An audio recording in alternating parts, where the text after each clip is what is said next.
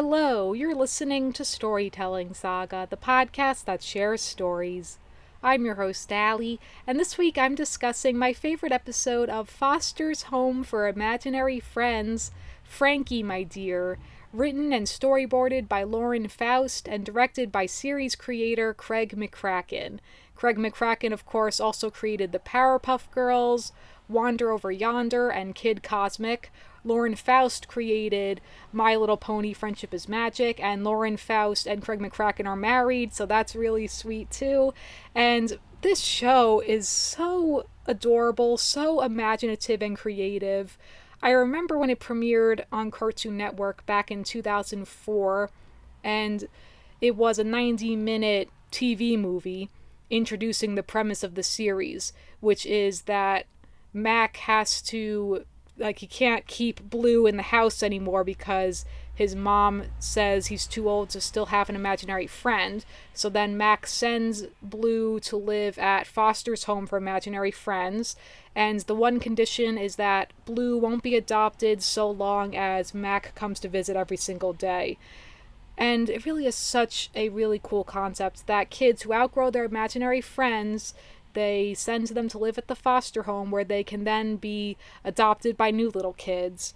So that's just really so cool. I remember as a kid thinking that was such a cool idea, and because you can create literally any imaginative character, any kind of creature, animal, so cool. I have no doubt that the artists who worked on this show probably put their own imaginary friends as kids, as characters in this show. I have no doubt in my mind. It probably was so cool to kind of bring your own imaginary friend to life in this way.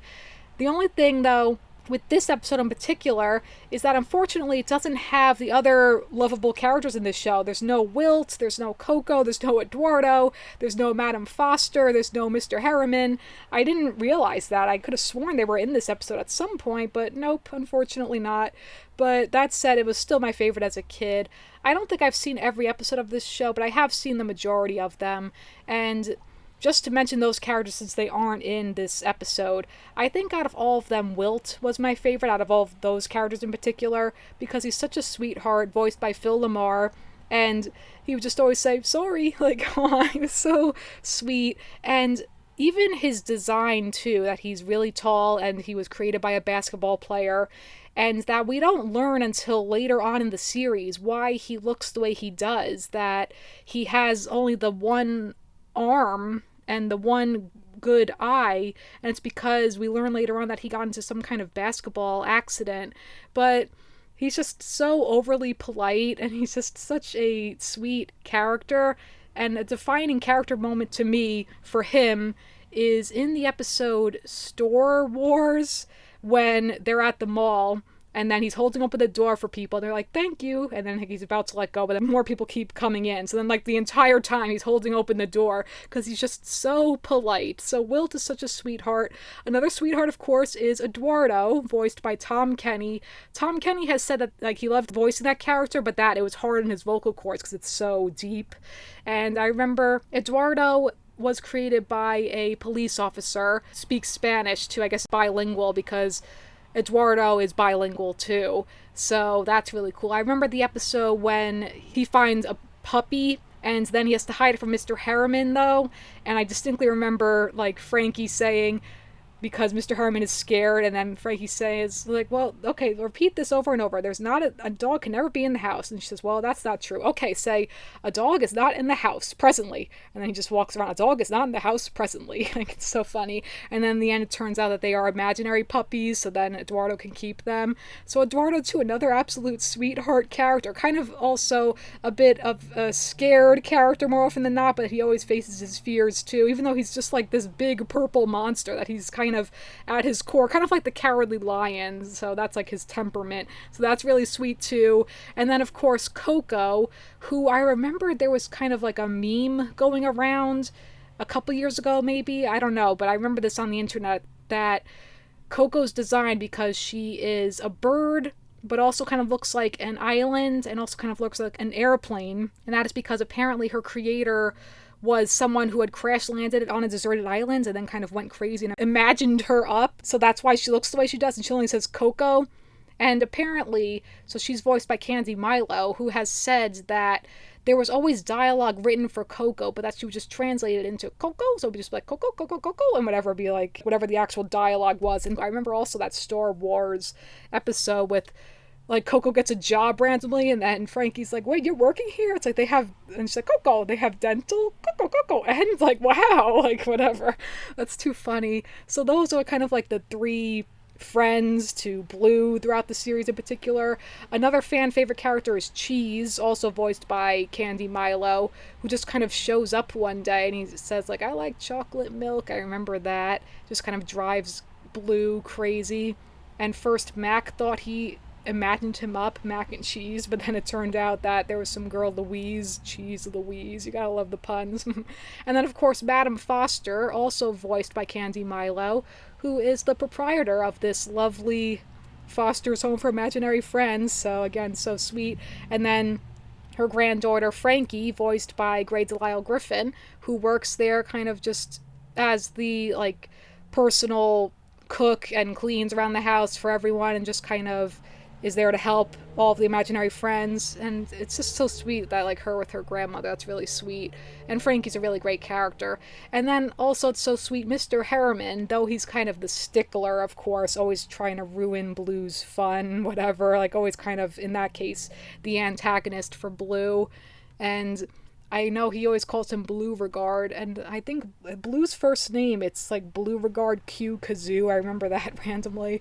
But I love Mr. Herman, honestly, even though, like, within the scope of the show, he's kind of like the one that ruins their fun. But he's sweet deep down because we learn then, of course, that Madame Foster is his creator. And I remember the episode with him hopping around and, like, singing a song for her. And it's just so cute. And then Blue films it, and then it goes viral, like, all without Mr. Harriman knowing. It's just, oh my goodness. So he's a great character too. And then of course our main character Mac, who again is such a sweetheart, I have to say. Like, if I ever have a son, I would want him to be like Mac. He's just such a sweet kid, really smart, level-headed, and just a really great protagonist. Kind of another protagonist who's just kind of a regular kid, and he's just a really nice, sweet kid. So I think that's great. So just so many characters that feel like, even though they're imaginary friends, that they really just feel so real. Such great characters.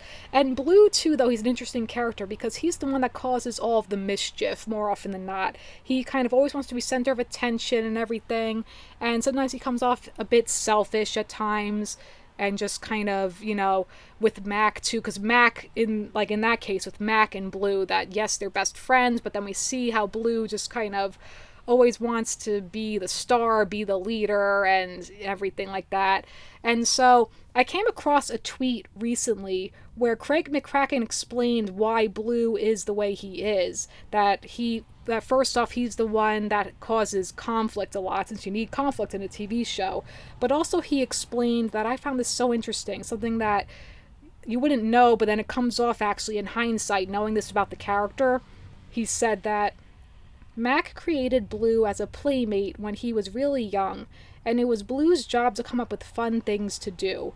As Mac got older, his idea of fun began to change. Unfortunately, Blue was still thinking of Mac in terms of him being a little kid. That's why Blue's plans seemed childlike and selfish. He was still trying to entertain a very little kid. He didn't mature like Mac did.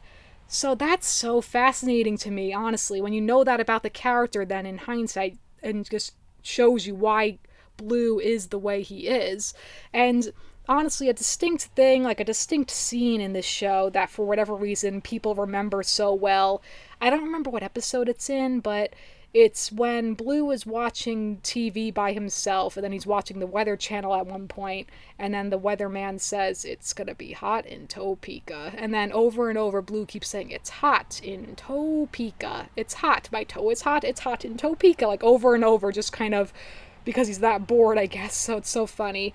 I remember the episode, this just randomly came into my memory, the episode, like, with those, like, the door you couldn't go into, and then he opens the door and it's all these scribbles that pour out. I also remember the character, that Duchess character, who kind of looks like a living version of like a Picasso painting. And she was also voiced by Grey Delisle Griffin. So many fun things throughout this show. It's just really such a fun show. I remember the episode, this randomly entered my memory too, the episode Squeaker Box. Really great, episode titles in this show too. When like they go to the arcade and Blue wins, one of them wins this little squeaker elephant toy, and then Blue accidentally breaks it, so he has to try to get a new toy for them or something. So just, Blue. I remember also the episode when he stars in a commercial as deodorant, like a superhero deodorant or something. That's too funny. I remember some episode actually when a new imaginary friend has a crush on Blue. I think her name was Berry, if I'm not mistaken. Now I'm just like thinking of other episodes. But let me get into now, because I've just been talking about the series as a whole and the characters.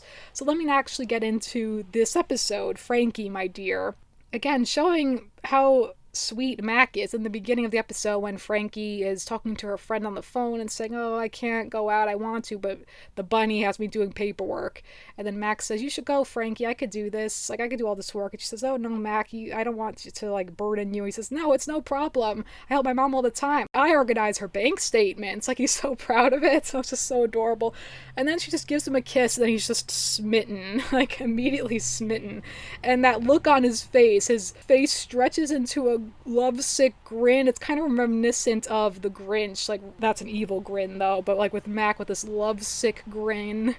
And then he's just like, he's just sitting there filing the paperwork, and Blue's like, what are you doing? Filing for Frankie. It's like, why? Because she's the best at what? At everything. It's like, she's not the best at paddleball, I'm the best at paddleball. So funny. And then she comes down all dressed up, and then Blue just is instantly smitten. So it's just so funny how this episode escalates. That's another thing, too, that this was Craig McCracken's first series, and besides the Powerpuff Girls, this was his first series where the episodes were 22-minute long rather than the 2 11-minute segment. Also, this was his first series doing flash animation, too.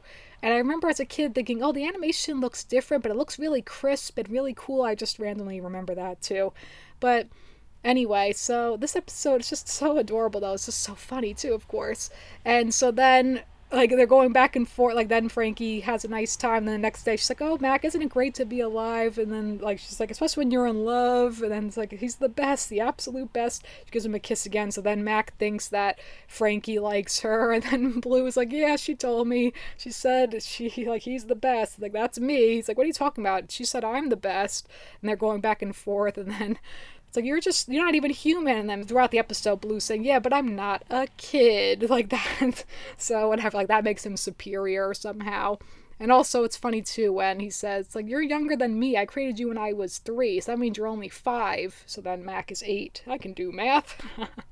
Oh gosh. You know what's random? I don't know why I just randomly thought of this, but he always has the backpack, I guess because he comes after school. But then I don't know if he ever, like, was the backpack ever relevant to any plot? I can't think of anything off the top of my head if he ever, like, used the backpack for something. That was just part of his character design, though. But again, he's just such an adorable character.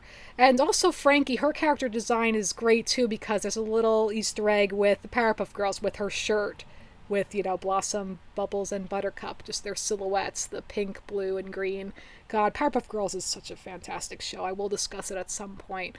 But then, like, they think Frankie's in love with the pizza guy. It's like, oh no, it's like, yeah, he's got a job, he's got a car, he's got facial hair. Like, this must be the guy Frankie's in love with.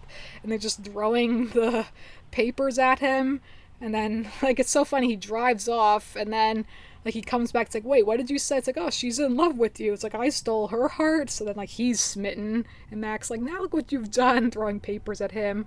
It's so funny, too, like, when she's gonna give him the money, and, like, he's like, oh, wait, so 120 minus 119.50, like, literally 50 cents. And then she's like, okay, I have exact change. And she just gives him $2 for a tip, like, whatever. That was just funny to me, but... And then another guy shows up, the imaginary Prince Charming. It's so funny, who then is just smitten with Frankie again. It's like, oh no, we can't compete with this perfect specimen of manliness. And then she's like, I've been over guys like you since I was 5. And she's like, oh, but don't worry, little girls eat up Prince Charming best friends like candy. You'll be adopted in no time. So then, like, it just keeps escalating, and then, like, they're all fighting, and then it's like, okay, it's time to put our differences aside. None of us can compete with this perfect manly specimen, especially not, it's like, don't say it, fine. Like, I remember also Mac's really mean, evil older brother, Terrence, voiced by Tara Strong. I remember him too. It was just like another total jerk antagonist character. So poor Mac, so it's like kind of no wonder he imagined Blue because he needed a best friend. That's, if you just stop and think about that for a second. But so that's just really adorable anyway. Like, they're dynamic, obviously. I remember, like, every once in a while, Blue kind of gets jealous when Mac gives other people attention. Like, he feels like, like, what about me, Mac? Like that, Like, Blue has to be number one with everyone and everything. Anyway, I remember, like, when Blue was sick or something, and then, like, everyone thought he was a ghost. I remember that episode. Anyway, so then, like, when Frankie's date shows up, so this is the guy I was telling you about, and then, like, she just goes off on her date. And then they gotta, like, partners, all of them, so they got their plan. So it's just so funny, like, with the classic, stacking up, wearing a trench coat and a mustache. It's just so dumb. Oh my god. It's like, oh, my mustache, And then it's like, okay, let's get our date. And it's the Prince Charming guy dressed up in drag. And poor Frankie just can't get a night to herself, really, without these goons showing up, These crazy folks. And it's just, like, it's so ridiculous. It's like, oh, honey, we went out for 20 years. And, God, if anything to make you feel old, when the guy's like, how old did you say you were? I'm 22. And as a kid, thinking that's so old. And now, like, just, she's, just fresh out of college. Oh, gosh. But poor Frankie, she's just trying to enjoy herself. And then, like, the Prince Charming guy keeps flirting with her. He writes her a message saying, like, do you have a map? And she says, why? Because I keep getting lost in your eyes. It's just so funny him doing a high-pitched voice when he's like, I hate you. It's like, nope. It's like, oh, sorry, I hate you. Like, gosh, so ridiculous. And then they go off to the bathroom, and then we see that this guy that she's on a date with, Dylan, he's like a total jerk. It turns out, like, oh, he's like, I wasn't all Mr. Nice Guy just so someone could move in on my property. And then Max saying, property? She's not your property. And then Blue saying, yeah, we've known her longer, so if anything, she's our property. Like, calm down, Blue. So ridiculous. And the whole bit with him trying to eat the steak. Okay, pick up a fork and eat. It's like, it's just so dumb, goodness.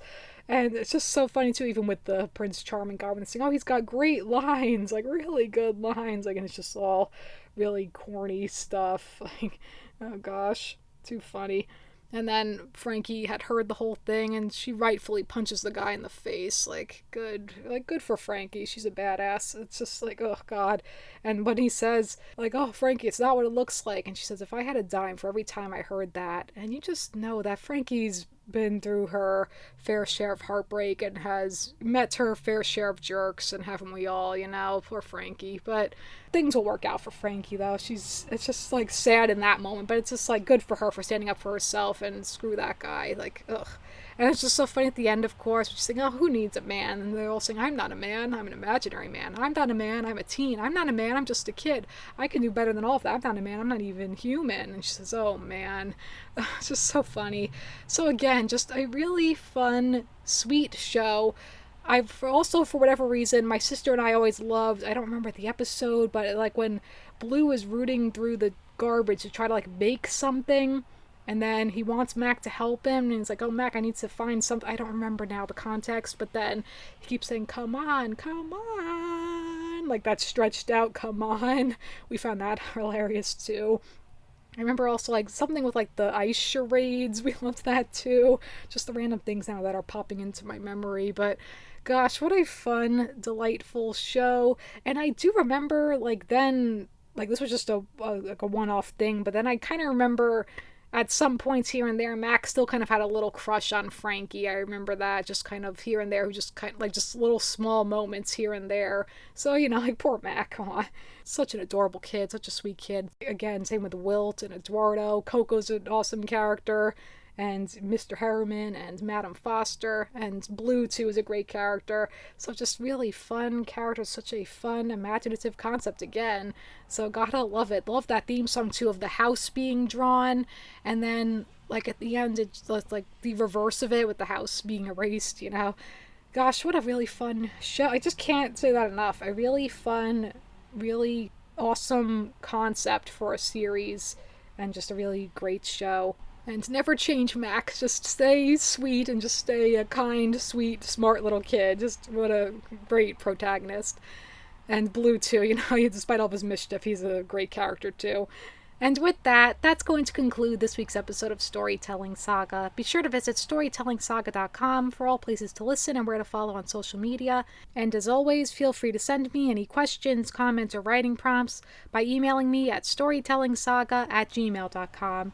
Next week, I'm a princess? Shut up! I will be discussing The Princess Diaries. Until then, thank you for listening, and remember, write what you love.